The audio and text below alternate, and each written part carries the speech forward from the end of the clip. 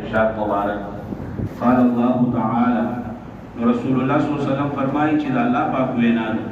احب عبادی الی اعجلهم فطرا وای په بندگانو کې زما هغه بندگان ډیر زیات وختي چې هغه په جماعت کې تعالی کوي. رواه ترمذی دا روایت امام ترمذی رحمت الله علیه په ترمذی شریف کې راغلی.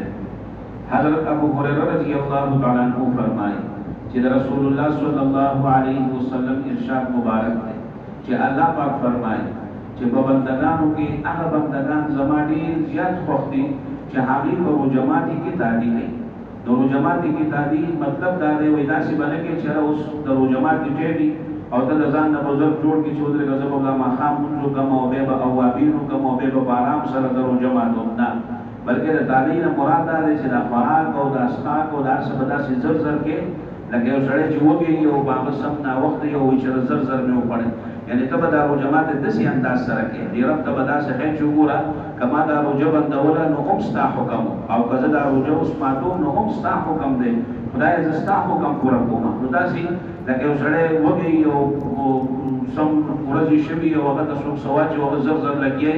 او هغه زر زر چې د خوراک کې نو په کار دا چې ستا خوراک په داسې انداز سره نو ته به رب ته ځان د څه چې خدایا دا ستا حکم شو لګیا دې زستا حکم سکوما زستا حکم لګیا دې پورا کوم لکه څنګه چې پرون روایت تیر شو چې پیغمبر علیه الصلاۃ والسلام فرمایي چې د روزدار لپاره دوه خوشالي دي یو د جماعتي په وخت کې نو د جماعتي په وخت کې دغه خوشالي ده چې لګیا دې تا د خپل رب حکم پورا کړ نو د رب حکم پورا کولو سره اوس دویم حکم دا دی چې تا د جماعت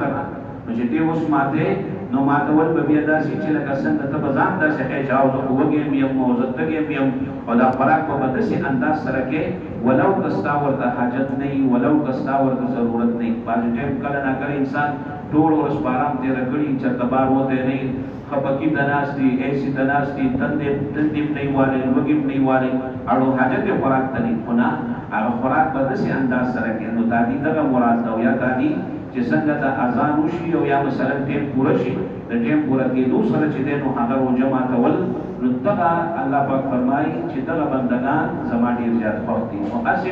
یو سړی چې کوم دی نو هغه لکه تعلیم وي چې هغه زر تر زره روژه ماته کړو خو چې بیا کله سړی د پیغمبر علیه السلام د روایت په رڼا کې کوي نو دا عمل به سنت ګرځي نو الله پاک به موږ ته د دغې سنت اجر او ثواب راکوي. الله دې نصیب کړي او الله تعالی دې موږ تاسو ټولو ته په دې باندې عمل توفیق راکړي. درود شریف وایي اللهم صل على سيدنا محمد وآله وعترته بعدد كل معلوم لك